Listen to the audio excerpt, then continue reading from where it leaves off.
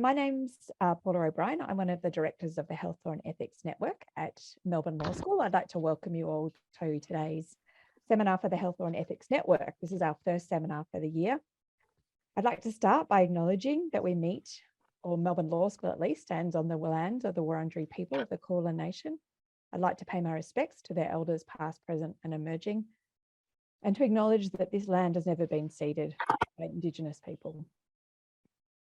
Today's seminar will be presented by my colleague, Associate Professor Michelle Taylor-Sands, and our colleague from the University of Southern Queensland, Georgina Dimopoulos, and their topic today is Judicial Discomfort over Innovative Treatment for Adolescents with Gender Dysphoria.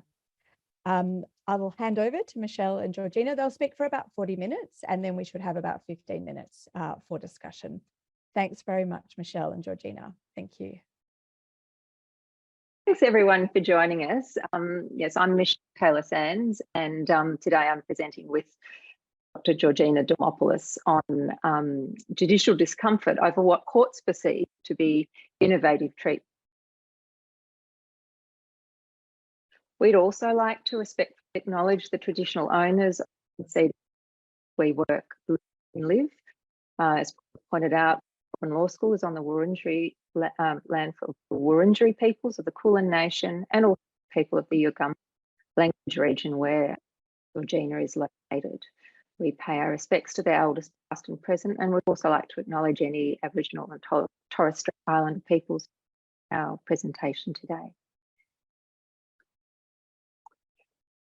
In this presentation, I'm going to discuss some key court decisions about medical children and young people experiencing gender dysphoria in Australia and the UK, and the judicial rationale given for involvement in.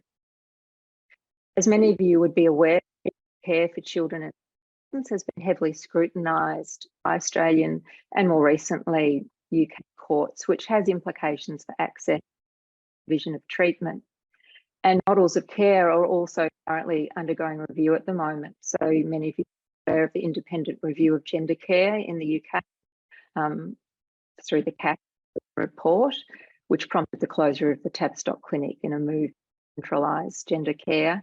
And a regionalised model of gender care also has funding from Victorian government and is being rolled out across partner organisations throughout Victoria. From our of the highlight a thread of what we consider to be judicial discomfort around young people consenting to medical treatment that the courts perceive to be innovative, mental or unique. So by way of outline, Georgina will start with a brief summary of treatment for gender dysphoria, the case law in Australia and the UK on access to treatment, and will then explain the judicial reasoning in re-Imogen, which was decided in 2020 but remains controversial today, before outlining an alternative rationale for the decision based on the notion of innovative treatment. Drawing on recent UK case law and medico-legal literature, I'll then explore whether treatment for gender dysphoria can in fact be characterised as innovative, and Georgina will discuss how this might, if at all, on a minor's capacity to consent to such treatment. And we will conclude by recommending a robust decision-making framework for trans and gender diverse healthcare to minimise disputes and court involvement in future cases. Thanks, Michelle, and good afternoon, everyone. Gender dysphoria involves a person experiencing a conflict between their self-perception of being female or male and their birth sex. At the time of writing, the time of presenting to you now, diagnosis is governed by the 5th edition of the Diagnostic and Statistical Manual of Mental Disorders, or the DSM-5. In Australia, medical treatment for gender dysphoria in children and adolescents is informed by clinical treatment guidelines and standards of care, including the Australian Standards of Care and Treatment Guidelines for Trans and Gender Diverse Children and Adolescents, the World Professional Association for Transgender Health Standards of Care, and the Endocrine Society Clinical Practice Guideline. Now, these various standards and guidelines endorse a gender-affirming model of care, which is considered to holistically attend to transgender people's physical, mental and social health needs and well-being while respectfully affirming their gender identity. The Accepted medical treatment for children and young people experiencing gender dysphoria occurs in 2 stages. The first stage involves the administration of puberty suppressant hormones, also referred to as puberty blockers. And the second stage of treatment involves the administration of testosterone or estrogen to facilitate the adolescent's transition to their affirmed sex. It's also important to note at this point that not all individuals who identify as transgender or gender diverse will exhibit gender dysphoria. To give an overview of the Australian legal framework for access to gender dysphoria treatment and how the courts came to be involved in the medical treatment process, I'll start with an overview of the relevant provisions of the Family Law Act, which reflects the assumption that parents are best placed to protect the interests of their children. So subject to any court order in force, parents have a bundle of rights that the Family Law Act defines as parental responsibility. Now, it's generally within the scope of parental responsibility for parents to be able to consent to medical treatment for and on behalf of their child, but there are what have come to be known as special medical procedures that fall beyond that parental responsibility and must be authorised by the family court as part of its welfare jurisdiction. Section 67ZC of the Family Law Act says that in addition to jurisdiction under Part 7 in relation to children, a court has jurisdiction to make orders relating to the welfare of children having regard to the best interests of the child as the paramount consideration. Now, former Chief Justice of the Family Court, Alistair Nicholson, has said that the protective and paternalistic welfare jurisdiction in modern thinking about children and young people must be understood with regard to their rights. I'll now give you a brief snapshot of how the case law in Australia has evolved such that the Family Court did become involved in the medical treatment process for children and adolescents experiencing gender dysphoria. The High Court of Australia's decision in Marion's case remains the leading Australian authority in this area on the scope of that welfare jurisdiction. Now, this was an application by the parents of a 14-year-old girl with severe intellectual disabilities for her to be sterilised. The High Court in Marion's case held that the Family Court has jurisdiction to make decisions about a child's proposed medical treatment where that treatment is invasive, permanent and irreversible, and also non-therapeutic, which the High Court said is not carried out to treat some malfunction or disease. So invasive, permanent and irreversible, and non-therapeutic. Other factors that the High Court said made sterilisation a special medical procedure with a significant risk of a wrong decision being made and the particularly grave consequences of such a decision. The High Court in Marion's case also identified the potential for a conflict of interests between the child and the child's parents, which warranted court intervention to protect the child's best interests. Now, in the case of Re Alex, which was decided in 2004, the Family Court of Australia extended that definition of special medical procedures requiring court authorisation, as the High Court had established in Marion's case, to medical treatment for what was then known as gender identity disorder in children. And the practical effect of Re Alex, of that decision, was to require parents to apply to the Family Court for an order that their child could begin treatment for gender dysphoria. Now, almost a decade after Re Alex was decided, the full court of the Family Court, in the case of Re Jamie, was faced with the question of whether stage 1, which is puberty blockers, and stage 2, gender affirming hormone treatment for gender dysphoria, was still a special medical procedure that displaced parental responsibility, and also the question of who should decide the child's Gillick competence in those cases. And Gillick competence is an assessment of whether a child is capable of giving informed consent to medical treatment. Now, the full court in Re Jamie considered that it was bound by the decision in Marion's case, and it held that stage 2 treatment, but not stage 1 treatment for gender dysphoria, required family court authorisation unless the child was GILIC competent.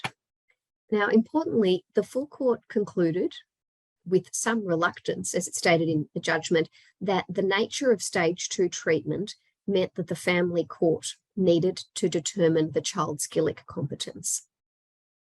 Now, as you might anticipate, there was widespread and quite vocal discontent with the full court's decision in re Jamie, including from family court judges, legal academics and the medical profession, and particularly from transgender and gender diverse children and adolescents and their families who continued to experience the need and the attendant delays and distress that accompanied the need for court intervention and involvement here. Now, criticism was directed to two features of the full court's reasoning and its decision.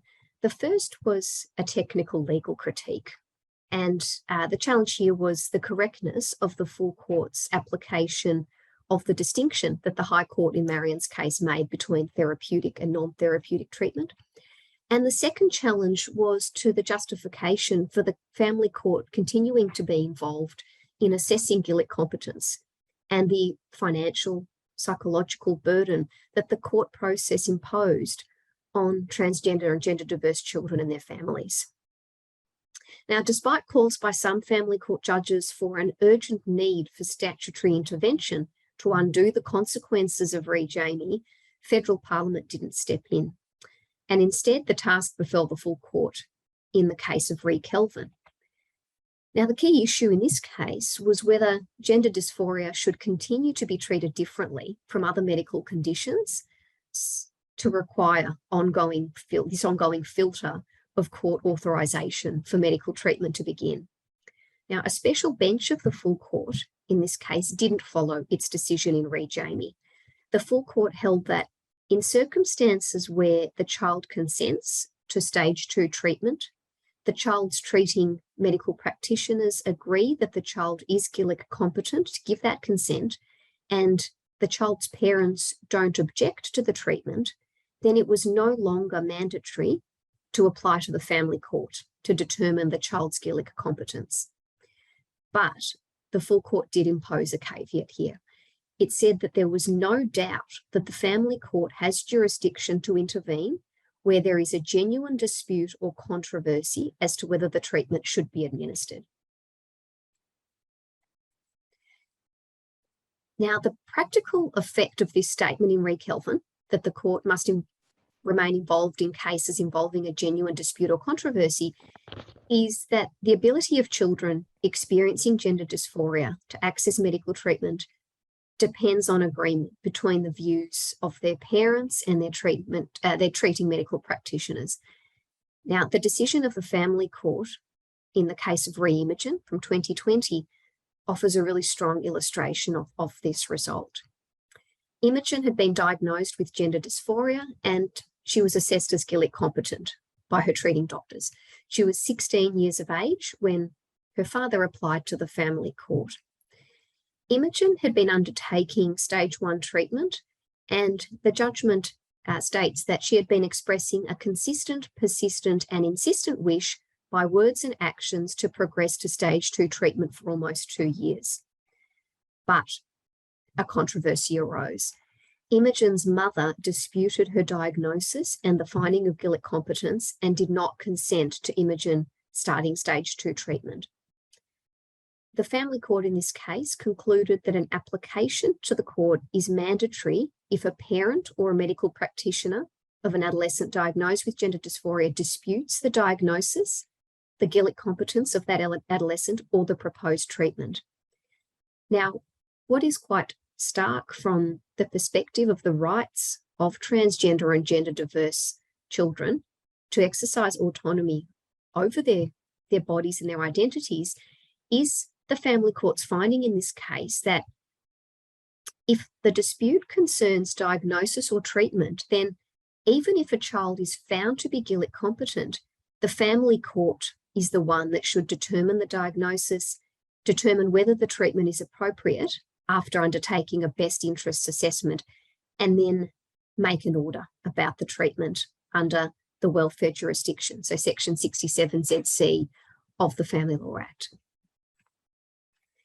Now, Justice Watts in Re-Imagen justified the conclusion that a finding of guilt competence is not determinative if parents don't agree by reconciling potentially two competing approaches in the leading full court authorities. So His Honour found that the decision in Re Kelvin leaves important parts of what was decided in Re Jamie intact regarding cases involving a dispute about consent or treatment. And so Justice Watts in this case has said that those decisions exist in parallel. Now, our focus today is on what we consider to be an alternative, albeit an implicit rationale that has justified the family court maintaining its oversight role in cases of dispute over consent or treatment for gender dysphoria. And this alternative rationale is a perception that medical treatment for gender dysphoria in children and adolescents is innovative. In Re-Imagen, Justice Watts emphasised that the case was heard in the context of an emerging debate about the diagnosis and treatment of gender dysphoria. His Honour observed that there was a volume of evidence before the family court that demonstrated a proliferation of academic and other writings since Re Kelvin and the emergence of alternate thinking about that treatment and its long-term implications. Now, Justice Watts also noted that a significant volume of recent research was adduced in evidence by the experts in this case, which raised issues about the exponential rise in gender dysphoria cases in the past decade, issues of regret and detransitioning, what Justice Watts labelled as the surge in adolescents identifying as transgender without a reported childhood history, and the research base for the gender affirmative care model. Now, we suggest that Re-Imagen reflects ongoing judicial anxiety to protect adolescents experiencing gender dysphoria from making decisions about their own bodies and identities in relation to treatment that the court considers to be innovative. And this perception of innovation, we argue, derives from evidence of disharmony within the medical community and insufficient longitudinal data about the long-term impacts of treatment. These observations of Justice Watts in the Re-Imagen case about emerging debate and alternative thinking, we say is just another thread of judicial discomfort that is woven into the gender dysphoria jurisprudence in Australia. So in previous family court cases, the court justified its role in the medical treatment process based on uncertainties surrounding the treatment, significant controversy within the scientific community about the risks and potentially adverse effects of treatment that the court described as not well understood, and limited longitudinal research. Now, to appreciate this undercurrent of judicial concern, it's worth highlighting that the family court in these cases has displayed a strong deference to the expert medical evidence, as well as a desire to keep pace with clinical developments. And the full court majority in the case of Re Kelvin did concede that judicial understandings of gender dysphoria and its treatment had fallen behind advances in medical science. But as I noted earlier, the full court in Re Kelvin did leave the door ajar for future court involvement in relation to treatment that it considered might not meet the description of having grave or irreversible consequences, which, as I noted earlier, were characteristics that the High Court described as warranting court intervention, so for special medical procedures. So that the treatment might not meet the description of having these grave or irreversible consequences to constitute a special medical procedure, but might still fall outside the scope of parental responsibility because, and we've emphasised this on in the slide, because of its novelty or its experimental nature or its place outside accepted medical science. And the full court held that some circumstances may dictate the need for court intervention, including disputes between parents or experimental or novel treatment or treatment for unusual or novel conditions. Now, just to give you a comparative snapshot, the role of courts in moderating this relationship and this very fraught relationship between children's rights, identity and autonomy has become a hot topic in the UK. Now, up until recently, the courts in England and Wales had yet to consider the provision of medical treatment for transgender and gender diverse children. But in 2020, the High Court of England and Wales handed down a controversial judgment in a judicial review application in Bell and Tavistock. The applicants in this case sought a review of the practice of prescribing puberty blockers to gender diverse children within the Gender Identity Development Service. And they argued that children under the age of 18 were not capable of giving consent to puberty blockers because of the long-term implications of their decision, which they suggested they were incapable of understanding. And the applicant sought a declaration from the court that the decision-making practice of this service was unlawful and that court authorisation was needed before administering puberty blockers. Now, it's important to note that there was no challenge to the lawfulness of the treatment itself. The claim was that court authorisation should always be obtained before puberty blockers were prescribed. Now, the High Court found in favour of the applicants in this case, and it held that there would be enormous difficulties in a child under 16 years of age understanding and weighing up information and deciding whether to consent to puberty blockers. The High Court said that it was highly unlikely that a child aged 13 years or under would be competent to consent, and that it was doubtful that a child aged 14 or 15 could consent to puberty blockers. In relation to adolescents aged 16 and 17 years, the High Court confirmed the legal presumption in the UK that they have the capacity to consent to medical treatment, but it did say that it would be appropriate to involve the court in any case where there may be any doubt as to whether the long-term best interests of a 16 or 17-year-old would be served by medical treatment for gender dysphoria. Now, less than 10 months later, in the Court of Appeal decision, less than 10 months later, the Court of Appeal overturned the High Court's decision in this Bell case, and it concluded that the High Court, and I quote, had intruded into the realm of decisions agreed upon by doctors, patients, and their parents where the court had not previously gone. The Court of Appeal found that the High Court's declaration had covered areas of disputed fact, expert evidence, and medical opinion, and it implied factual findings that the High Court was not equipped to make. The Court of Appeal also concluded that it was inappropriate for the High Court to make general age-related conclusions about the likelihood or probability of different cohorts of children being capable of giving consent. Now, notably, the Court of Appeal in Bell held that given the complexity of this area, difficult cases may necessitate court involvement.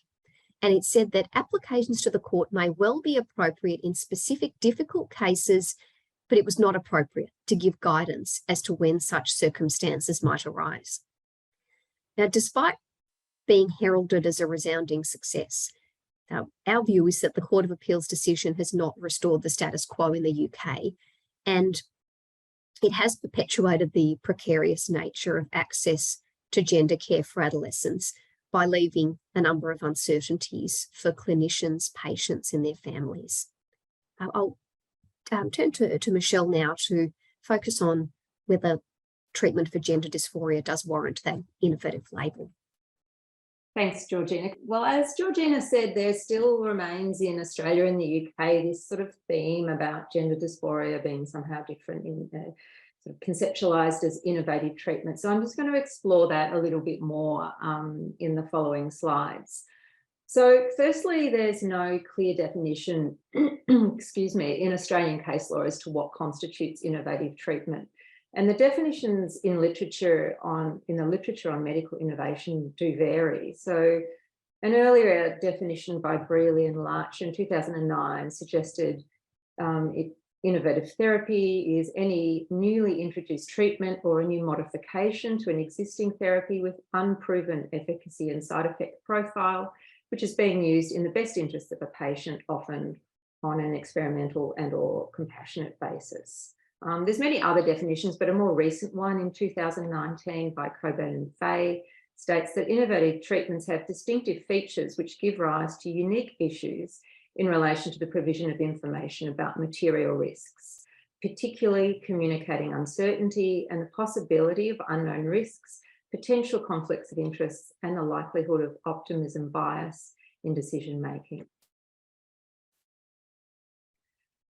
So judicial anxiety around what courts perceive to be innovative treatment was more clearly articulated in the UK than Australia in the High Court decision in Bell and Tavistock, which described the administration of puberty blockers, which is the first stage treatment to people undergoing puberty, as and I quote, a very unusual treatment for several reasons. And I won't read out this quote, but I'll just point to the three main reasons. Is first, uncertainty over the short and long-term consequences of the treatment.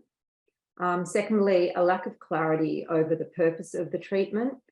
And thirdly, the consequences of the treatment are highly complex and potentially lifelong and life-changing. In the subsequent UK case of A, B and CD, the High Court similarly acknowledged that puberty blockers have life-changing and lifelong consequences, the implications of which are not fully understood, and noted that clinical and ethical views on their use differ significantly. On appeal, the Court of Appeal in Bell and Tavistock described the treatment of gender dysphoria as controversial, but held that it was a question of fact as to whether a minor can consent to treatment with puberty blockers, noting that it was for doctors and not judges to decide the capacity of a person under 16 to consent to medical treatment.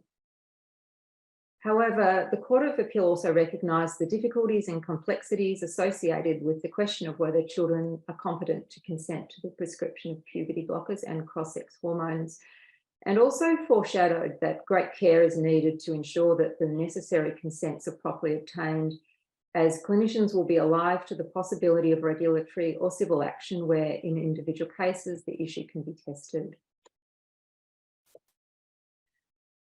So, Australian and UK courts do continue to conceptualise gender dysphoria treatment as innovative, experimental, unique or controversial, really based on sort of four key factors. And we've just sort of extracted these factors both from the case law and also from literature as well. The first is disharmony, which still exists in the medical community in relation to treatment.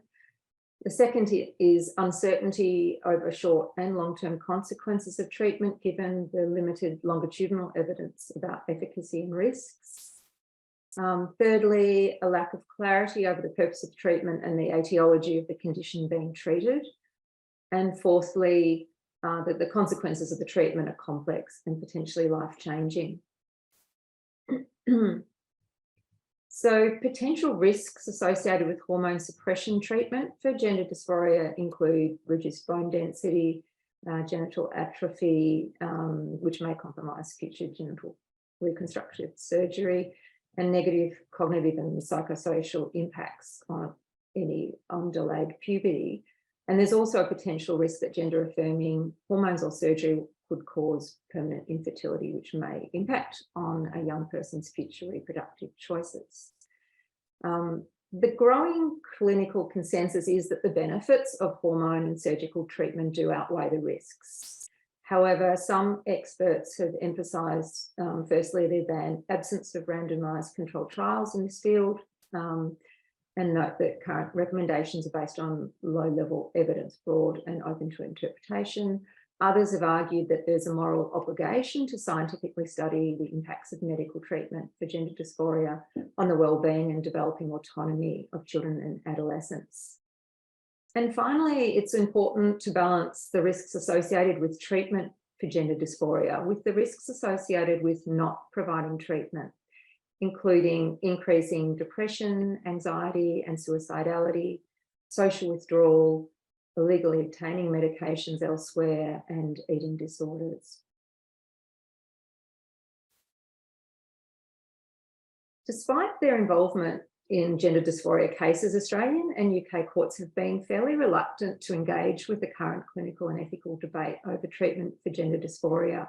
In re Imogen, Justice Watts noted that the gender dysphoria treatment is evolving, but he did not see it as a family court's role to explore the proliferation of academic and other writings in recent years to make any findings about long-term implications of current medical treatment.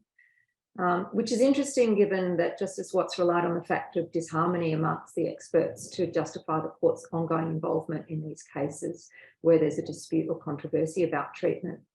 And it also seems to be a departure from the approach in re Kelvin, where the court engaged with the current clinical evidence to depart from re Jamie, noting that the state of medical knowledge has evolved and the judicial understanding of gender dysphoria and its treatment have fallen behind advances in medical science. Similarly, the Court of Appeal in Bell and Tavistock showed reluctance to engage with clinical ethical debate on gender dysphoria treatment, stating that such debate, when it spills into legal proceedings, is apt to obscure the role of the courts in deciding discrete legal issues. I'll hand over back to Georgina. Thanks, Michelle. So if we consider this notion of innovation, it's also important to think about what impact this has or might have on an adolescent's capacity to consent to treatment. Now, in our view, even if gender dysphoria treatment can be described as innovative in the sense, as Michelle has described, that it carries greater uncertainty of outcome or risks than other medical treatments, we believe that this should not impact valid consent. Now, as Giordano and her colleagues have argued, complex decisions with uncertain outcomes are ubiquitous in medicine. And while the bar for Gillick competence might be more difficult to reach for very complex decisions, this is not a reason to presume that it can't be reached by children and adolescents. And also, as both the High Court and the Court of Appeal in the Bell and Tavistock proceedings recognised, it is important not to impose too high a standard for Gillick competence, as the information requirements for a valid consent are different to the legal standard imposed on doctors regarding their duty to inform patients under the law of negligence. So the requirements for a valid consent to prevent an action in trespass and for the duty to inform to avoid an action in negligence often get conflated in this debate. But the jurisprudence in Australia and the UK has shown considerable unease with the notion that children are Gillick competent to consent to medical treatment for gender dysphoria. And that's been woven throughout the jurisprudence and a theme of our talk today. So in the case of Alex, Chief Justice Nicholson emphasised that there was, and I quote, a considerable difference between a child or young person deciding to use contraceptives, as in Gillick, and a child or young person determining on a course that will change their sex. It is highly questionable whether a 13-year-old could ever be regarded as having the capacity for the latter, and this situation may well continue until the young person reaches maturity. Now, arguments concerning the best interests or welfare of adolescents seeking medical treatment for gender dysphoria have revolved around their capacity to make what some consider to be irreversible decisions that will impact on their future choices, which they can't fully understand at present. And the first claimant in the Bell and Tavistock proceedings before the High Court of England and Wales, Kira Bell, who had undergone treatment for gender dysphoria, gave evidence that I made a brash decision as a teenager, trying to find confidence and happiness, except now the rest of my life will be negatively affected. I cannot reverse any of the changes that I went through. Transition was a very temporary, superficial fix for a very complex identity issue. Now, the High Court in Bell endorsed this sentiment of brash decision-making in finding that for many children, and I quote from the judgment here, for many children, certainly younger children, it will not be possible to conceptualise what not being able to give birth to children or conceive children with their own sperm would mean in adult life. Similarly, the meaning of sexual fulfilment and what the implications of treatment may be for this in the future will be impossible for many children to comprehend. Now, in our view, the legal and regulatory position remains unsatisfactory in both Australia and the UK. And in some ways, gender dysphoria proceedings are an example of what Justice Windayer has previously observed as about the law marching with medicine, but in the rear and limping a little. The courts have really shied away from the full clinical and ethical debates when they've become involved in these cases. So we have local and international guidelines which guide medical treatment for gender dysphoria in children and adolescents in Australia. So we have the Australian Standards of Care, which provide a comprehensive treatment protocol outlining clear roles for individual specialists within a coordinated multidisciplinary team. And more recently, the Royal Australian and New Zealand College of Psychiatrists have come out with a new position statement in 2021, Position Statement 103 on the mental health needs of persons experiencing gender dysphoria, which provides some further guidance on decision-making processes. And I've also listed the international guidelines there.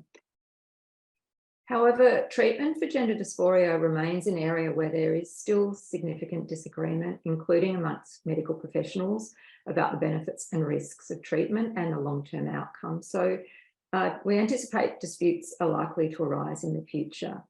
And based on re-imaging, such disputes will currently enliven the court's jurisdiction, which may impact on access by minors to treatment for gender dysphoria, and could also lead to civil action against clinicians. So we suggest that when involved, the court ought to consider the emerging debate around gender dysphoria treatment to engage meaningfully with the relevant issues in individual cases.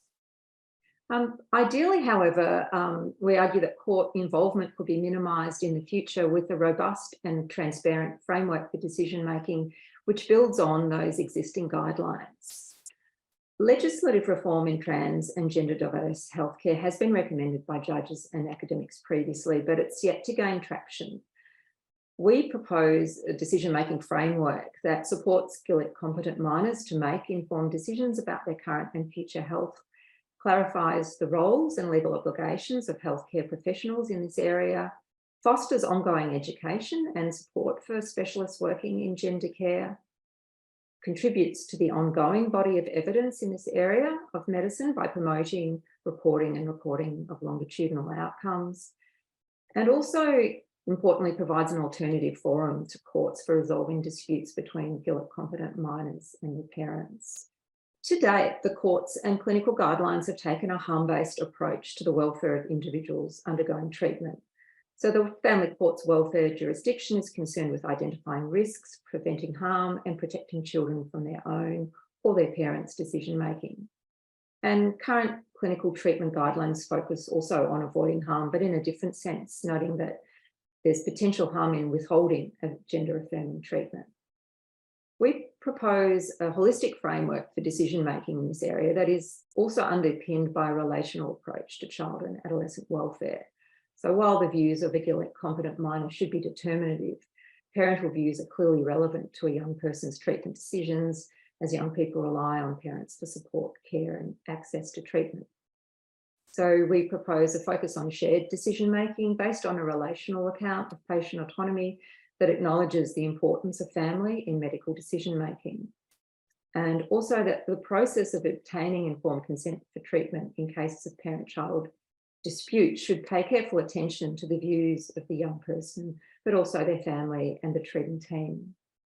And as Giordano notes, the usual clinical response to significant healthcare decisions is not to remove the decision-making to a court of law, but to find ways to ease the emotional tension or distress and help parents and children make reflective decisions.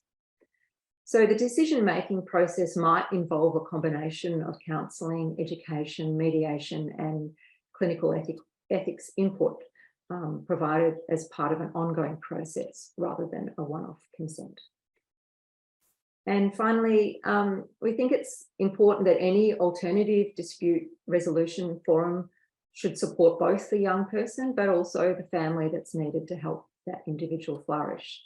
Significantly, transgender youth who lack supportive families are more likely to experience gender dysphoria. And as Parkinson and Cashmore state, children's decision-making is heavily shaped by the scaffolding or the structure and support given to them by parents and other caregivers. In practical terms, an alternative framework for resolving disputes between GILEC-competent minors and their parents over gender dysphoria treatment may also include secondary consultation with bioethicists and/or resolution by an independent multidisciplinary specialist panel. Thanks, Michelle. So to conclude, our presentation has reinforced the observation of Berg and Cave that as involvement in medical decision-making is designed both to recognise and facilitate a child's developing autonomy, questions about treatments that go to fundamental issues of identity, such as treatment for gender dysphoria, highlight the difficulties with our current frameworks and indicate how much more work needs to be done in this area. Through our critique of a thread of judicial discomfort about medical treatment for gender dysphoria in both the Australian and the UK jurisprudence, we draw two key conclusions. The first is that it is important to be clear about the rationale of courts for their continued involvement in the medical treatment process for adolescents experiencing gender dysphoria, to enable the court's rationale to be openly evaluated and critiqued, and also to address any concerns about the consent process, particularly the nature of information that should be provided to adolescents and how it should be conveyed. Now, our second conclusion is that the courts should be a last resort in circumstances of dispute or controversy. We have proposed a holistic multidisciplinary framework for decision-making which supports GILEC-competent adolescents to make informed decisions about their current and future health based on a relational approach to welfare and autonomy. Now, a robust decision-making framework should help to minimise disputes and the need for court involvement by addressing concerns and managing expectations for patients, their families and the treating team. And how such a framework might be developed and implemented in practice, I would say remains a very fruitful area for further research and discussion. Thank you. And just to acknowledge also that funding for this research was provided by the University of Manchester, University of Melbourne Collaborative Research Project on Gender Diverse Adolescents. Thanks.